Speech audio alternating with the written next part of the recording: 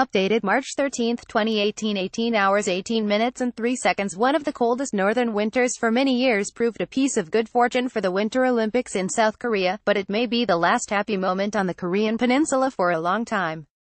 A war there is a distinct possibility. Some form of military action to disrupt North Korean nuclear weapon developments is even more likely. Diplomacy may have run its course. We are at the most dangerous moment since the Korean War armistice in 1953. A war today could have unimaginable consequences, a catastrophic death toll, missile strikes beyond the peninsula, the first nuclear bombs to be used in conflict since Hiroshima and Nagasaki. The risk has long been real, and in 2018, with Donald Trump in the White House, it is alarmingly high. Events unfolding on the Korean Peninsula and in Washington are pointing in a direction that is difficult, but essential, to contemplate. A fear of mass civilian casualties and the perception that North Korea has a low bar on preemption have haunted U.S. administrations. At least 10 major North Korean atrocities and provocations since 1967 have been essentially passed over. The response has been sporadic attempts at diplomacy, backed by ever-tightening sanctions. The Obama administration, faced with a paucity of good options and a hope that at some point the North Koreans would bend, articulated the Allied tactic as strategic patience. The Trump administration has said those days are over. Insecure enemies. What has changed to bring us to this point? The first shift is the emergence of Kim Jong-un as supreme leader following his father's death in 2011. Clearly the most insecure of the dynastic line, Mr. Kim's regime has been marked by regular and brutal purges of his retinue and deepening oppression of his people. North Korea's nuclear capabilities are entwined with Mr. Kim's legitimacy. Recognition of North Korea's status as a nuclear power is non-negotiable. Last year there were 23 tests of missile capability, culminating in the launch of the HwA-15 intercontinental ballistic missile, ICBM. At that point, Mr. Kim declared his program complete. Mr. Kim's 2018 New Year statement attracted attention for its outreach to South Korea, an obvious attempt to drive a wedge between the United States and its ally. This produced a flurry of diplomacy to include the North in the Winter Olympics. For some, this raised hopes. But most observers had the sense that we had been here before, and none should be fooled. More significant was Mr. Kim's indication that North Korea will focus on mass-producing nuclear warheads and ballistic missiles for operational deployment. The second major change in the Korean situation is the election of Mr. Trump. His approach to national security has deviated more from his campaign promises than any other set of policies. He has dismissed allies, including South Korea, even suggesting that nation might want to provide its own nuclear umbrella. He sensed his voter base was tired of American commitments and wars, yet now finds himself on the verge of a war that would dwarf any in recent times. Mr. Trump's grasp of most matters in international politics and military affairs is rudimentary. His interventions, by tweet or otherwise, provoke instant mockery among the informed community. But he is the man in charge, and so his views bear close analysis. They reveal his method of processing the information and intelligence he is receiving. In response to a New Year nuclear boast from Mr. Kim, Mr. Trump tweeted, North Korean leader Kim Jong-un just stated that the nuclear button is on his desk at all times. Will someone from his depleted and food-starved regime please inform him that I too have a nuclear button, but it is a much bigger. Mr. Trump is seriously contemplating a war to disarm North Korea of its weapons. In the middle, it would be folly to assume that Mr. Trump's views are not widely held within his administration. His national security advisor, McMaster, who has described North Korea as the greatest immediate threat to the United States, is a leading proponent of military action.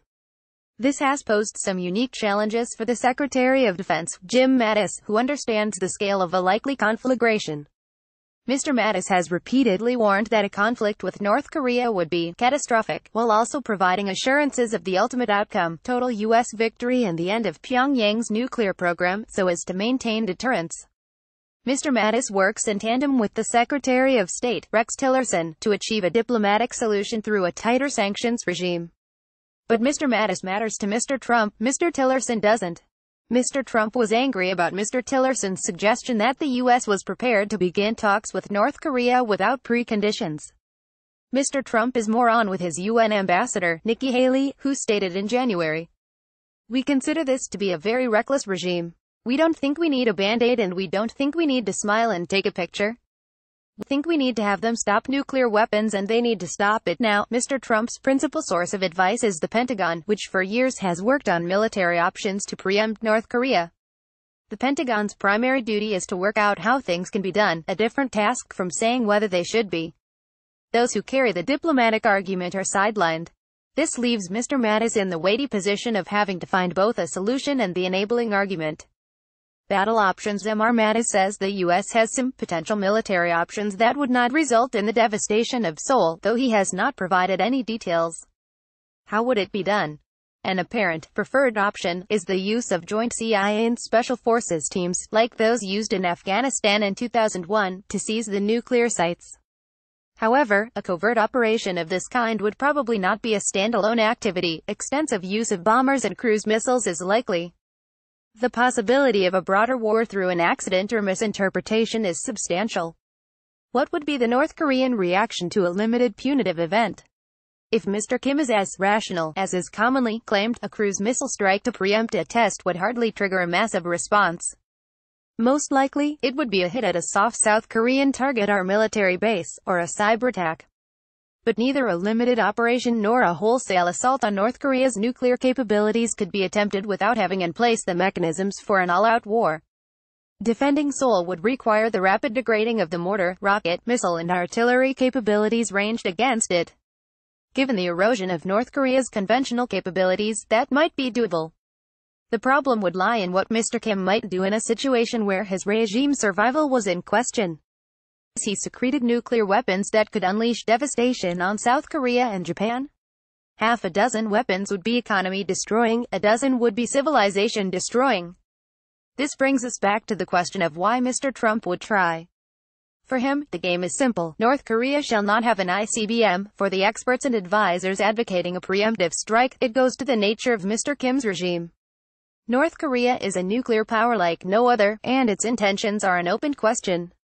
Does North Korea desire a nuclear capability simply for deterrence and regime survival, or does it have a more aggressive ambition to use that capability to try to reunify the peninsula? Diplomatic alternatives. It is difficult to imagine that a preemptive U.S. strike can do anything other than risk the devastation of South Korea and Japan, with dreadful human and environmental consequences. Small wonder former Trump strategist Steve Bannon said, before leaving the White House, "There's no military solution, forget it, there is a closing, not closed, window for diplomacy." Any attack would need to be preceded by a comprehensive diplomatic strategy involving China. The U.S. might want to test the waters with China and North Korea on solutions involving a major stand-down rather than entire elimination of North Korea's nuclear capability. We probably have not yet seen the weight China is capable of bringing to bear on North Korea. It would have to be a great deal to bring Mr. Kim to heel, and it is difficult to envisage such an outcome that would not undermine his sense of his regime's legitimacy. It is not yet midnight, but as the crisis deepens, the diplomatic and military options get more and more complex. In averting catastrophe, having a bigger nuclear button will not guarantee success. That is obvious to most informed observers. But is it obvious to Mr. Trump? The answer is unknowable. What is certain is that his own sense of legitimacy is bound up in North Korea having no ICBMs. Richard Haass, president of the Council on Foreign Relations, puts the prospect of war at 50-50. The prediction is chilling. This is going to be a hard year.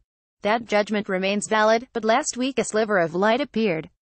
Motivated at least in part by concern over the march toward confrontation we describe, both during and after the Olympics, South Korean President Moon Jae-in has sought to buy time for diplomacy.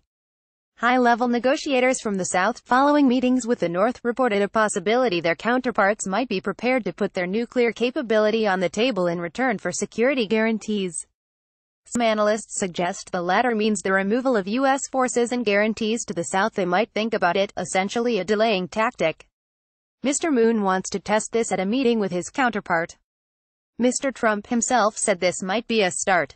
Certainly in terms of management of allied relationships, the U.S. would want to see what it means, though public statements by the North suggests it is pressing on with the nuclear plan. Past experience would indicate this is nothing more than an effort at confusion.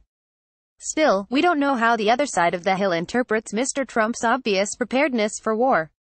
The U.S. will certainly need to do some thinking about a matter that has attracted only sporadic attention to date. What does a diplomatic endgame look like? One senses the U.S. clock is still ticking to midnight, and this is not an endless process without credible developments. A hard year ahead remains the case. This is an edited extract of Kim Beazley and L. Gordon Flake's essay in Australian Foreign Affairs 2, Trump in Asia, The New World Disorder. Kim Beazley is Senior Fellow at the Perth Youth Asia Centre, part of the University of Western Australia, and a former Australian ambassador to the US. L. Gordon Flake is CEO of the Perth Youth Asia Centre. This article first appeared on The Conversation. Topics: World politics, globalization, society, unrest, conflict and war, nuclear issues, Korea, Democratic People's Republic of Korea, Republic of United States. First posted March 13, 2018, 16 hours 52 minutes and 43 seconds.